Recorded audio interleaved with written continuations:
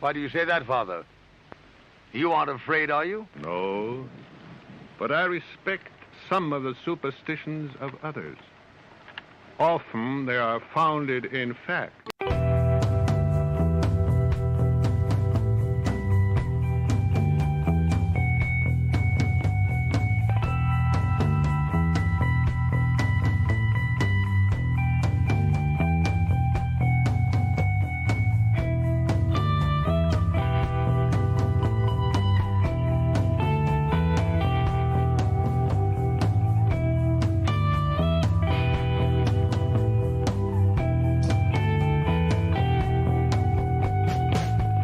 Broadcasting live from our Sanctum Sanctorum in Venice, California. This is the Sixth Sense Society. I'm your host, Krista, here with our producer, Michael, and today you are tuning in to Spell It Out, Magic, Reflections, and Shadows, where I take a topic and run with it. This year I've started by looking at the beautiful court cards designed by Aleister Crowley and painted by Lady Frida Harris. And today we're going to be talking about the fabulous Four Queens. Before we get started, though, Michael has a few announcements. Hi, everybody, and welcome to our episode. It's always fun to talk about tarot. It's been a passion of Krista's and mine for 25 years or more now, and we've done, I think between the two of us, more than 35,000 or 40,000 readings over the years. So it's clearly still something we're in love with, and so I'm looking forward to this episode. Next week, we have Freemason Philippe Milgron on, and he will be talking about the efforts to establish the Scottish Rite ritual and French Freemasonry in the Santa Monica, Los Angeles area. They've started a new lodge, La France, and it will differ a lot from the British ritual that we typically do. So we're going to talk some Masonic ritual and some of the differences between the Royal Arch and the Scottish Rite. And so for all you guys that are into the Freemasonry, that's going to be a really fun show. And Philip's a great guy. We're definitely looking forward to that. Get all the information on our website, sixthsensesociety.com, SIXTH, all spelled out. While you're there, you can certainly subscribe to our newsletter, which is great. And you can buy us a coffee on Ko-Fi. If you can afford a couple of bucks, it helps us with our production cost, and we're always grateful for those of you who have contributed a little bit. But we love doing the show, and we do it for you guys, and that's why we're here. And then if you can click subscribe on YouTube, that really helps us as much as anything. So click like, click subscribe, leave us some comments, and we'd love to hear what you guys have to say. And you can chat with us during the show as well. So I don't want to take up too much more of your time. So with that, I'm going to kick it back to Krista. So take it away, Krista. Great. Thanks, Michael. I had one more announcement. The third volume of The Feminine Macabre is out, and I encourage you all to pick it up. It is a woman's journal of all things strange and unusual, and certainly it is. And I'm very proud to have my article about the Nine of Swords in this particular volume. But I totally love this volume so far, what I've read, and I really appreciate all the different writers. So pick up a copy for yourself. You can pick it up at Amazon or at spookgeeks.com. So let's get started. So what I wanted to remind people is that I'm doing a series about the court cards, not just my own understanding, but I thought it'd be a lot of fun to read a little bit about what Aleister Crowley says about the court cards. Sometimes I find it really interesting and even almost hysterical in a good way. And then to add my own thoughts about what I think they are. And then also I did this experiment where I put a court card under my pillow for a week to see what dreams I would have. And so I want to share some of those dreams because some of them seem to really reflect the cards themselves. So it was just something fun I did and I thought would be very meaningful.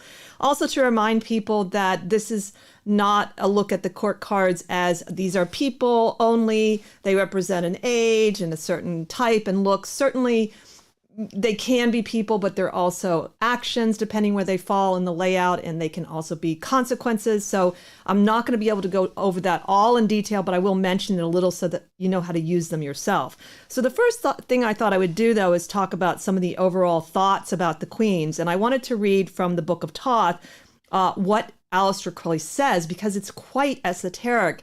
And it's interesting when you read his book, you get things from it the more you read it. And it already shows you that he thinks about the queens in such a different way than some modern tarot people do.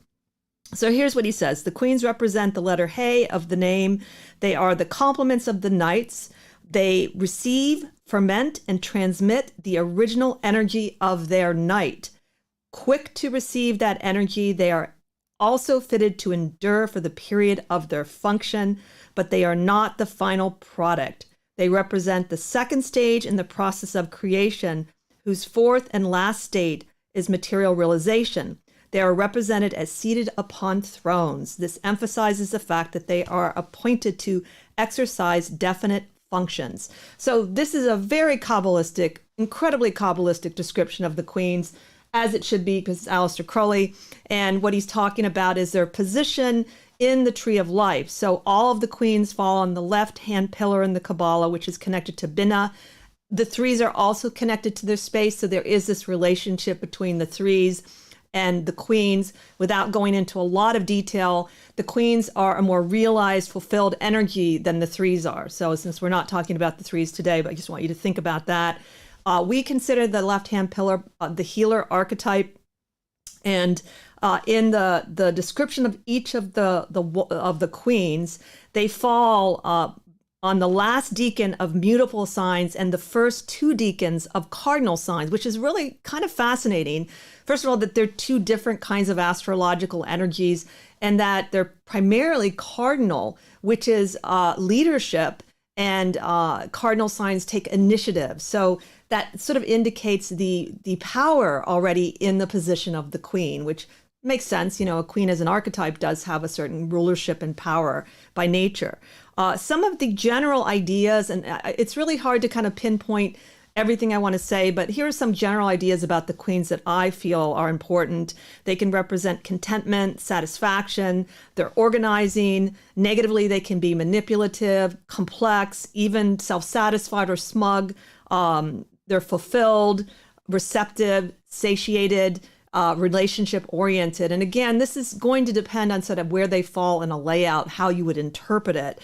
They are definitely not always people, and they have to fall in a position that could be a person. Like, let's say it's in your mind. You could be thinking about a certain type of person, or in the outside environment in a layout that could represent people. But I would still encourage people to think of them as an energy too. And that's probably more accurate and more helpful. Where you sort of start seeing the differences in the queens will be the suit, which I'm going to mention a little, but I'm not going to go into complete detail about it because I'm not going to have time to do that. But I'll give you an example. So if the Queen of Cups is in an outcome position, she could mean that the person is satisfied with what's happening in that person's life, that they're content with the outcome of it so far. So that's just a quick example. But I want to quickly jump into looking at each of the queens. And I'm going to start in order of the Kabbalah. So the Queen of Wands is going to be the highest in the tree, in that it's pulling a little from the right-hand path. So the Queen of Wands is the watery part of fire. So all the queens are connected to the water element in the Kabbalah, and the fire is the suit of wands in this case. And she rules the 20 degrees of Pisces to 20 degrees of Aries, which is March 11th to April 10th. So for instance, if your birthday falls in that range, it's considered to be a birthday card for you, which we'll mention some of the famous birthdays later. Some of her old names are the queen of, or traditional names are the Queen of the Thrones of Flames and the Queen of the Salamanders. And then Tyson talks about the rainbow being sort of an expression of the Queen of Wands, which I could kind of see that, with that particular description. Now, one of the things I loved about Crowley's description of the Queen of Wands is it's so diverse and rich, and of all the queens, contradictory. And I could kind of see that with the queen, because she draws from the energy of the knights, because the suit of wands is in the twos, and then she's got the female energy. So she's the only queen that has this dramatic mix of male female in her. And when you look at the card, those of you that don't have the deck at home, I encourage you to look at these queens because they're gorgeous, absolutely gorgeous. Her image is really provocative, and you can see how fiery she is, and it's a great image of the archetype of the Queen of Wands. So here's what Crowley has to say. I'm going to probably skim through some of this because I might not have enough time to finish it all, but I encourage you to get the Book of Thoth and read these. The characteristics of the queen are adaptability, persistent energy, calm authority, I'm not so sure about that, which she knows how to use to enhance her attractiveness. She's kindly and generous, but impatient of opposition. She has immense capacity for friendship. The other side of her character is that she may have a tendency to brood, come to a wrong decision thereon, and react with great savagery. She may be easily deceived, then she is likely to show herself stupid, obstinate, and tyrannical. All right, Crowley. She may be quick to take offense and harbor revenge without good cause. She might turn and snap at her best friends without intelligible excuses. I love this line. Also, when she misses her bite, she breaks her jaw. Don't exactly know what that means. I mean, obviously it's a metaphor. So anyway, you can see from the description, there's a little bit more, but I think you get the idea of it, that the Queen of Wands it can be quite dramatic, whether positively or negatively. And I would say that's a fair conclusion about her. My own experience with the Queen is, again, she does have that little bit of masculine energy. So I find that, let's say, if the Queen comes up to represent a person, she might be more likely to take initiative than some of the other ones because she's got that male energy. She might be a little also more focused on herself because of the suit of wands, but not completely because, again, the Queens draw from the left-hand pillar, which look at other people. So you could kind of call her both a healer and the warrior archetype. Now, some of the famous people positively that come up in that period of time representing the Queen of Wands are Nat King Cole, Harry Houdini, Aretha Franklin, Gloria Steinem, Vincent van Gogh. And then just to add a little bit of color, I looked up serial killers for each of the cards, and this one is priceless. John Wayne Gacy, the killer clown, is represented by the Queen of Wands, which I think would make sense. So that's kind of the evil version of the Queen. So that gives you an idea, a little bit of her personality and just a bit about how she might show up in the reading. Again, because it's a suit of wands, it's a very personal energy and it's going to represent sort of more of the individual in a sense. When I had the dreams of the Queen of Wands, I did have quite a few dreams with her and that I remembered and recalled, because some queens, I didn't recall the dreams as easily. And there was lots of vehicles in all of the dreams. They ranged from buses to trains to moving trucks. So I thought that was kind of interesting. And then I had two dreams where I actually dreamed of something connected to electricity. One was I simply dreamed of making an appointment with an electric company at 9 o'clock. And then the other was really strange. I was watching a father. He leaned over a railing too far into water, which is the Queen, and died. And then his body rose and it was outlined by electricity, which I still don't quite understand that dream, other than I feel like it was kind of pulling on both sides of the Queen of Wands. So let's move on next to the next queen, the Queen of Cups. And the Queen of Cups, first of all, that is my card. I was born during the time of the Queen of Cups. So there's both some things I agree with Crowley and some I don't, but I'm going to have a bit of a bias, let's say, with the Queen of Cups.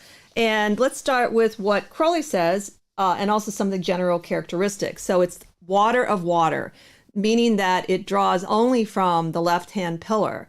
So it is deeply feminine, and probably of the four queens, probably the most healer archetype of them all. She rolls 20 degrees of Gemini to 20 degrees of Cancer, which is June 11th to July 11th, or maybe it's the 10th. I can't remember, but roughly that time frame. Traditional names for the Queen is the Queen of the Thrones of Water, Queen of the Nymphs, which I really like too. And then Tyson uses the example of a pond or stagnant reflection to represent her element through nature. And I'm not quite sure I agree with that, because the pond seems a little small to me. It's almost like I think a lake might be more appropriate, because you have this queen that has the double water, and she's high up, and she's also in Binah, which is associated with the Great Mother and the ocean. So I'm not sure if it is the ocean, but I think a bigger body of water would be more appropriate for the Queen of Cups.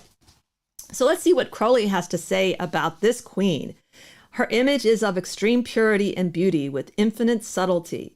To see the truth of her is hardly possible, for she reflects the nature of the observer in great perfection.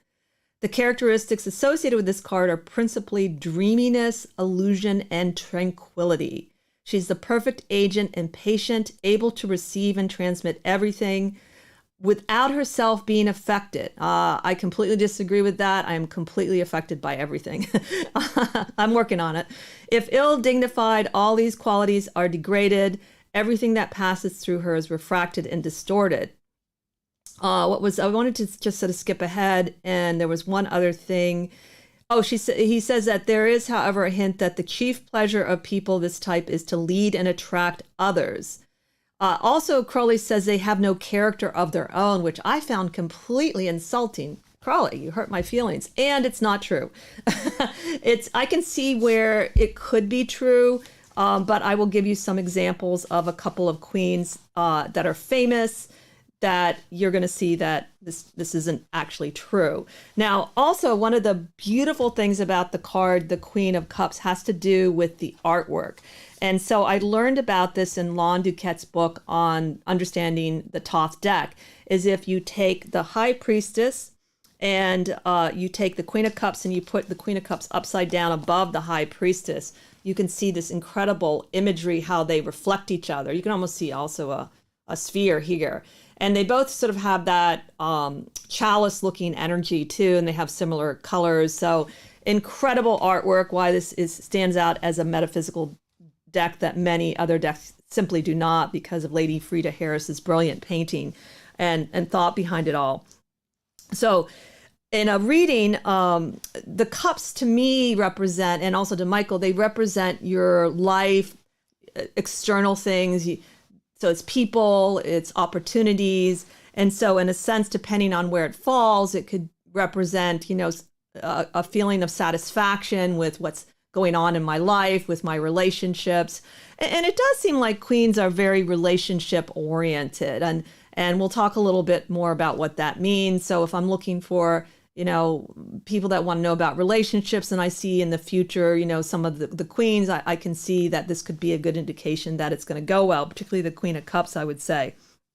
There is, for me personally, since it is a very Cancerian card, I think, even though it's not only representing Cancer, though it falls a little bit in the sign of Gemini too.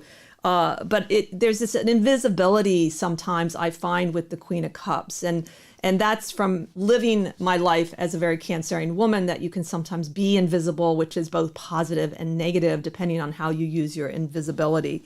What else about the Queen? All of the queens psychologically have that sense of fulfillment. So if I'm looking at the Queen of Cups in my environment, I'm not going to see people changing much. They're going to be satisfied with what's going on with them, or satisfied with their lives. It's a little more of a settled energy. They're sitting on their thrones. They're not necessarily unhappy enough to make any changes. So it's kind of a good way to look and see if I wanted someone to change or not. Maybe it won't indicate they will, because of the nature of the queens. Now, two of my very, very favorite people I learned have the Queen of Cups as their card. One is Jacques Cousteau, who I absolutely adored as a young woman, and I wanted to be a marine biologist. I wanted to go and explore, but I didn't fulfill that dream per se, but I did go after it for a while. And the other is someone that I've been studying recently, and that's Nikola Tesla, and he's a real Cancerian. I was really, really pleased with that, because one of the misinterpretations of Cancer in general is, if you'll see someone will say, oh, today the moon is in Cancer, it's a good time to feel things and hang out with your family. And I'm like, Cancerians do more than that. And here you have one of the greatest inventors ever. And he's a Cancer, the sign of Cancer. So I was really pleased to say, hey, look, these are some things that the Cancerian people do. And I think that the Queen of Cups could very well have a great imagination. And of course, I think there can be a kind of laziness to any of the queens. Honestly, I've just noticed that they can sort of know what they want, or know what they want in their life, and not go after it per se. They need something else to kind of kickstart them, so to speak. So I thought that was really cool. And in terms of serial killers that I found, I decided to kind of add some women into the mix. And these are not necessarily quite as famous, but they came up in the Google search and as like Gacy. One was called the Angel Maker of St. Pauli. And her name is also Elizabeth Weiss.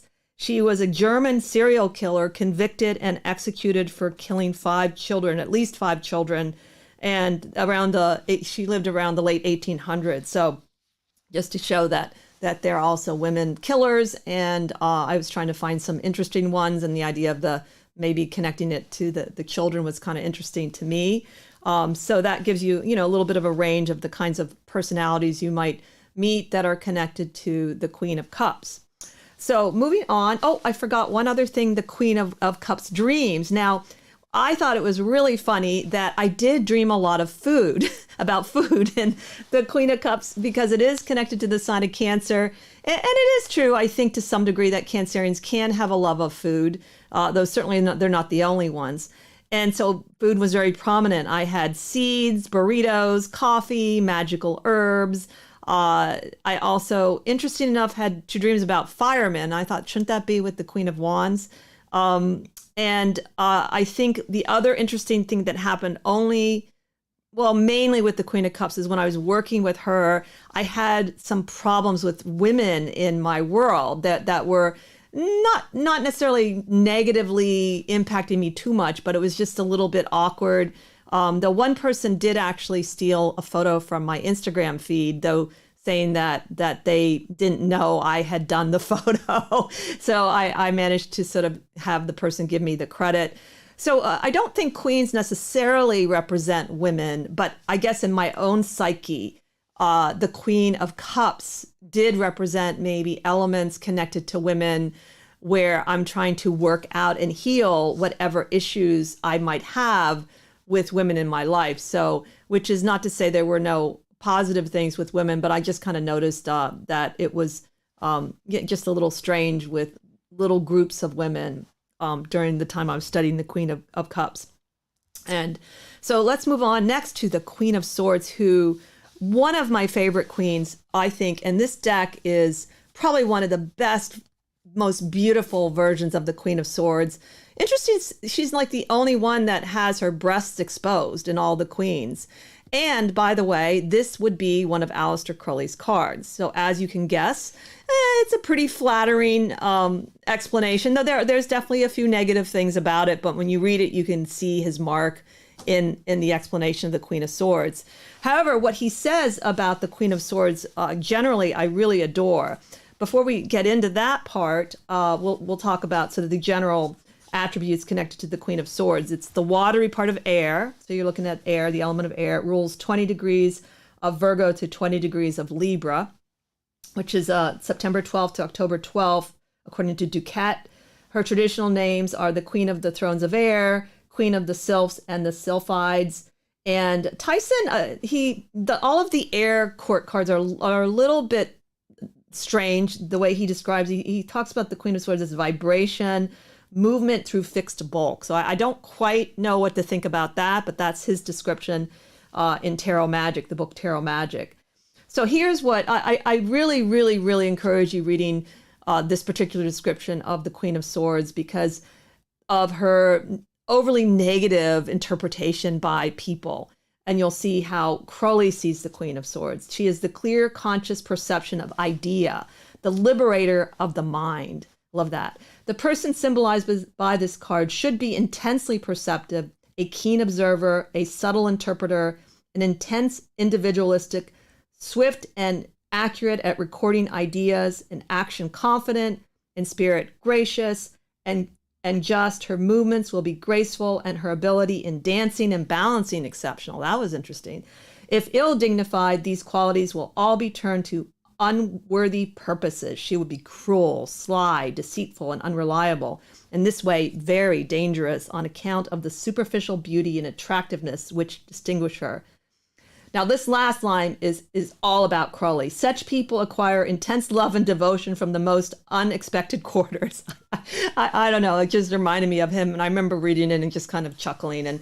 But the idea that the queen is the liberator of the mind, you can see the difference in how Aleister Crowley sees the court cards in terms of their element and their position in the Tree of Life. And we'll talk a little bit about the swords.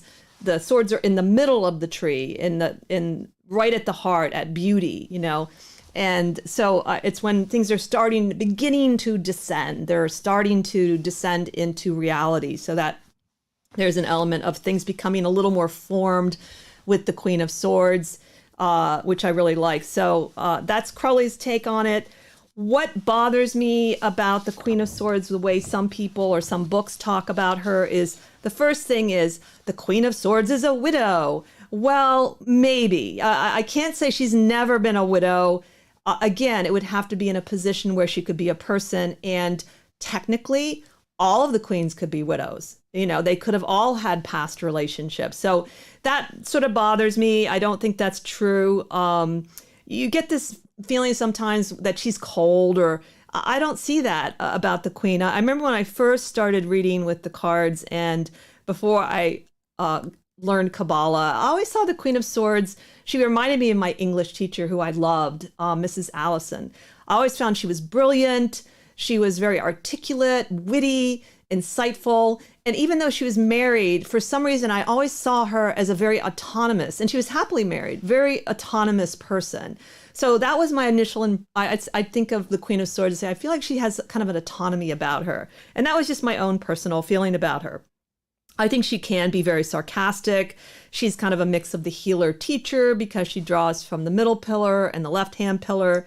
And I think that, for instance, if you were to see her as in an action, like say she's in action, in a position of action in a reading, you could say that the Queen of Swords would mean I know what I'm doing. I'm confident in that. I know exactly what I'm doing. And as an outcome, it could indicate an acceptance and satisfaction with what is happening in the environment. It would be another stable energy too, where it's sort of unchanging, and that you're going to see that you can't really affect things around you, and you should know that. One of my there are a couple of people I really like that are represented by this birthday card. I do like that Aleister Crowley is the Queen of Swords. He's another card too for his rising sign. We'll get to that another day. And Stephen King is the Queen of Swords, and I think that's perfect. And Agatha Christie. So I think Queen of Swords can be good writers. I think that, again, this is only, I'm sure there's other things that make a person a writer, but the fact that Agatha Christie, both very successful, and Stephen King. And then one of my favorite performers, Joan Jett.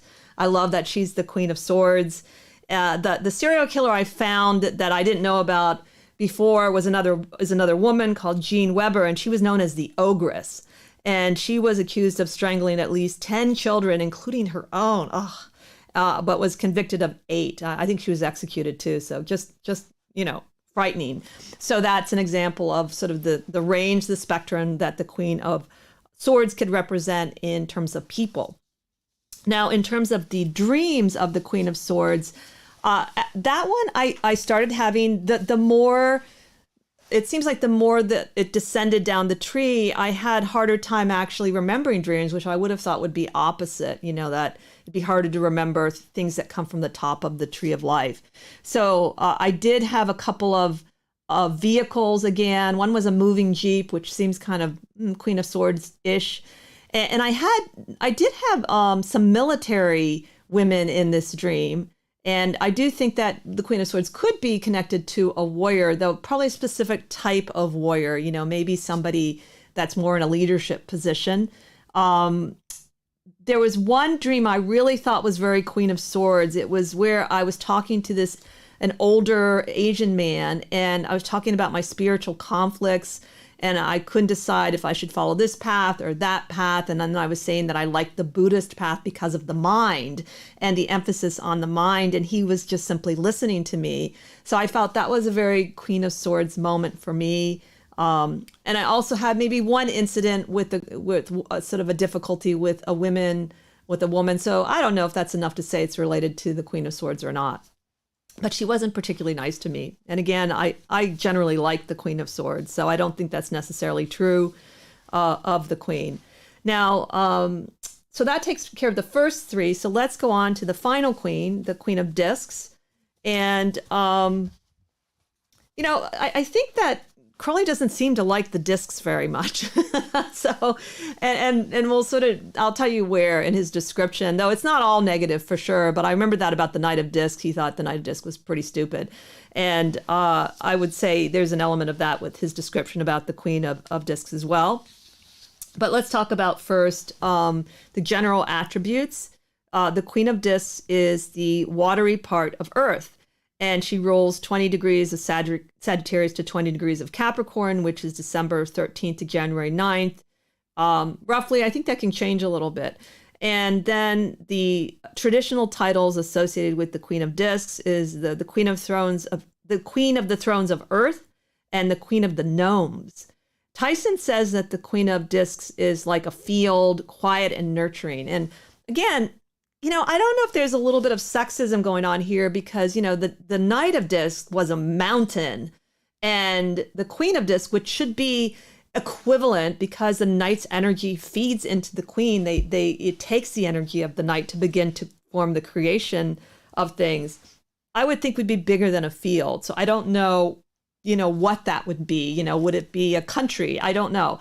But I thought that was a little odd to make it a little, much lesser than the Knight, when technically to me they have a very similar power because of their position in the tree, and they're both very important.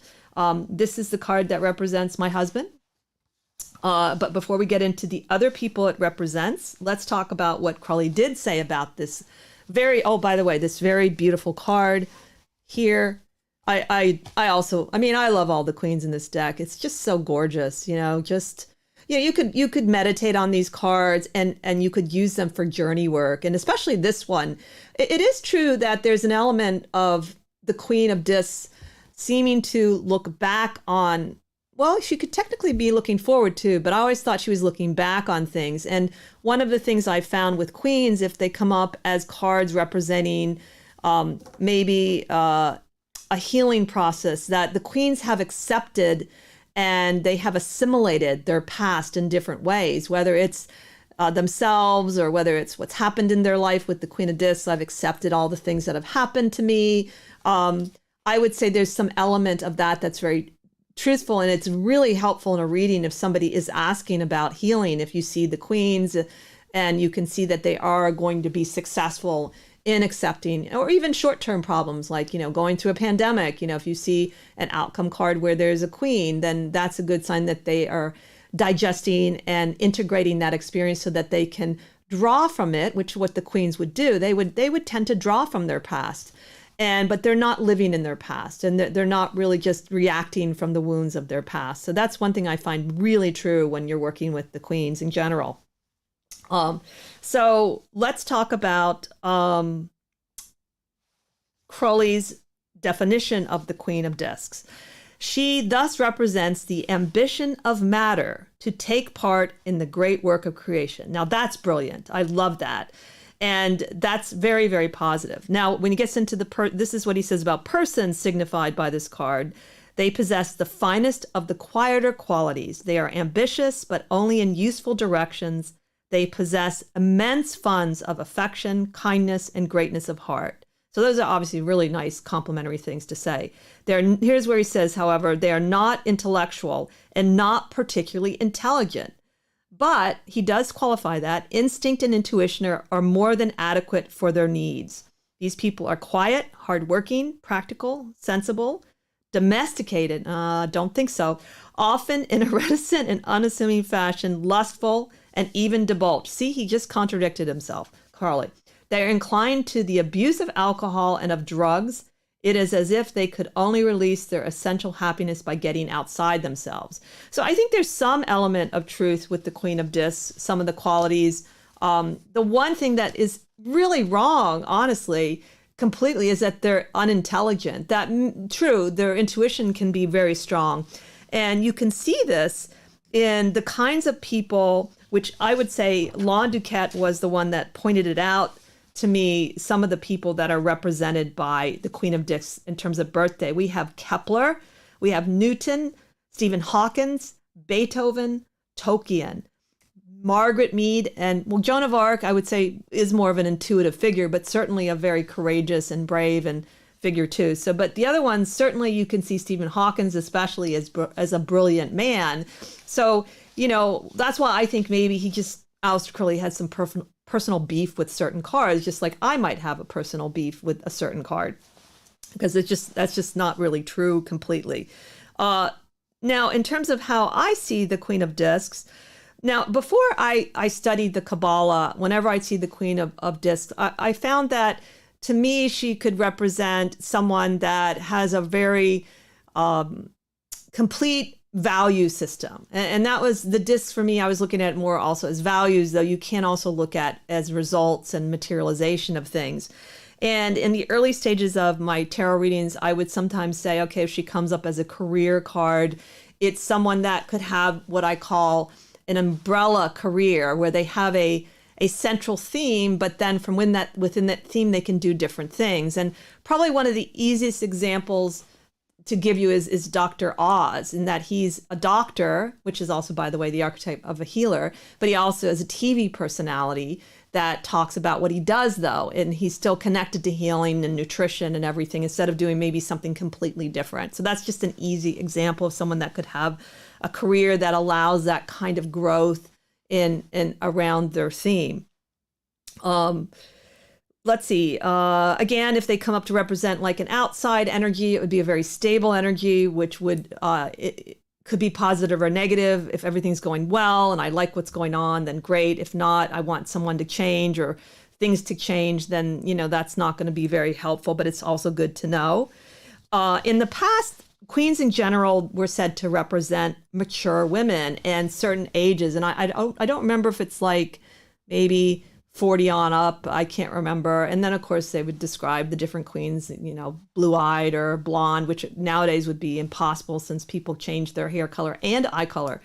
I have never, ever found that to be correct.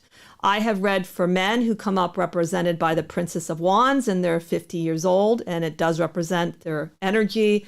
I've seen young people draw queens, and they can have that old soul personality. However, when they're really young, like if they're 3 or 4, it seems like the parent is sort of inhabiting a lot of the child's energy, which makes sense in that they're so young, they haven't a defined energy. And that's just my own sort of experience of when like a mother will come and will look at their very young children. So, but I don't really find that's an accurate and correct version of any of the queens, even before I studied the Kabbalah. Now, in terms of the dreams I had, again, I didn't have quite as much that I could remember. I had some interesting dreams around women in support groups, and one about leadership. So again, I'm not quite sure what that really means. The support group one was, maybe I won't get into that, as a little personal because it sort of indicates one of my wounds, but it was kind of helpful to remember it. And I also had a very strange dream with Brett Kavanaugh in it. And that was when he was going through the confirmations and also the abuse that came up around him. That was a strange dream. He came in and there was something related to Hillary Clinton. So it was kind of political. So I don't know, but it makes sense that maybe the Queen of Discs could be interested in politics in general because of the time frame that she represents, that end of Sagittarius and the first 2 decans of Capricorn overall. But not quite as many dreams that were compared to the Queen of Cups and the Queen of Wands. So I'm not sure why that was. So that's generally what I wanted to say about the queens, both from Crawley's point of view and a little bit of my own experience.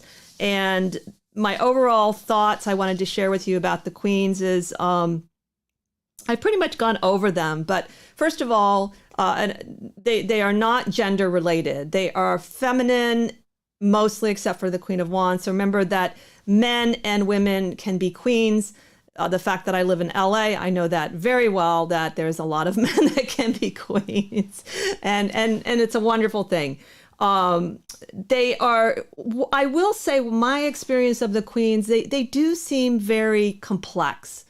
And for instance, if I see them coming up to represent someone's psychological makeup, I feel like it can be someone that's able to handle the complexities, whether it's the complexities of emotions, the nuances of life. I feel like they have that kind of richness that I certainly wouldn't see in a knight per se. And maybe it's because queens will try to assimilate and digest things, whether it's their feelings, whether it's their what's happening around them. So I like that. I do like to use the word manipulation with the queens. Maybe it's the shock factor, but there's positive ways you can manipulate. So one of the stories I tell people in a reading is, I think I read this in Robert Greene's book on mastery, but I'm not sure because he gives a lot of really cool historical examples of his basically just people, very famous people. So what I remember is that John Steinbeck's father wanted his sons to read the classics and really good books. And so he locked them up in a cabinet and he told his boys that you can't read these books. And of course, they broke into the cabinets and read them. Parents use manipulation a lot to help their children. So it's really the intention of the manipulation. And I think an evolved queen will see it as a technique, just as they will, have finesse. And then the unevolved queen will, of course, use it to get what they want in a sense. And so I've always liked that word personally, manipulation with the queens. And I think there's some truth about it. Also, when I watched The Crown, and especially the first season, I highly recommend if you don't quite get the power that the queen holds. I found watching that I understood, because of the power the Queen Elizabeth has in England, I understood what it meant, that it wasn't the direct power that the knight might have, but it had this incredible influence. And depending on how the Queen builds his or her relationships, this can be quite important and also really as effective. So certainly there's a kind of power with the queens. It's just different. That's why you'll sometimes find people that have queen personalities. They can be good at organizing things, managing people. They can, except for maybe the Queen of Wands, might want to be sort of in the front lines, but they can be a little more invisible and they're content with it. They don't necessarily feel like they need to have that kind of visibility. In fact, it can work in their favor too. So that's what I would suggest if you want to understand more of the archetype of the queen, which I think many of us do anyway. It's such a deep archetype. We do understand it. So I think overall, what would I say is spend some time with the queens. I highly recommend looking at this Aleister Crowley's deck when it comes to the queens, particularly the images themselves will give you some insight. I like the idea of putting it under your pillow, obviously, and watching your dreams at night and see what comes up. And certainly reading and studying the Book of Thoth, which I'll try and remember to put a link to the book, though you can find it on Amazon. It's really pretty easy to find. But just to remind you that that's what I'm pulling the information from. And also Lon Milo Duquette's interpretation, understanding the Thoth deck. I love that book too. I think they're complementary because, he's such a fan of Aleister Crowley's too. And he also puts in some details that Aleister Crowley probably has in other books, but they're not in the Book of Thoth. So he put some things in that I think are really important too. And then I just liked Tyson's view of the court cards, which come in the book Tarot Magick, which again, I mentioned this when I first started the series, but I wanted to bring it up again so that you would have the resources for yourself. So I think that will conclude my queens for now, though it's definitely hard to sort of say that's all I ever have to say about the queens. There's the court cards are endless, and this is hopefully just to give you food for thought so that you start thinking about the court cards differently. If you don't already, which I'm sure some of you do, think about them in ways other than that they're people, that they can be elemental forces and they can be psychological forces. And the more readings you do, you'll see that certain things just don't hold up over time, which is why we started to look into the Kabbalah. Is you can see that superficial interpretations don't really hold up if you're reading for other people. So thank you for listening today. I'm really happy to continue my presentation of the court cards by Aleister Crowley and Lady Frida Harris. I hope you have enjoyed it, and I hope you enjoy your week too. I'll see you next time as we continue to explore the esoteric and the obscure together.